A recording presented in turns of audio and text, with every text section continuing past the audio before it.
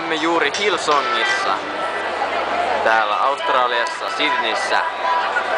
Kokous on alkamassa tässä 15 minuutin kuluttua. Kello on näet 17:11.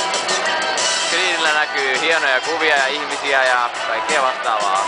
Mutta täällä ympärillä on jo paljon ihmisiä, vaikka kokous ei ole vielä alkanut. Ja siellä täällä meillä on Rommel ja Eti. Yeah. Täällä Nicole, Switzerland ja kukas tämä herra on? Yeah. It's our DTS leader. So, täällä on Kristiina ja Bole. Täällä on Sonja, Kimberly ja John. Sarah on vessasalla tai vastaavaa. Yeah.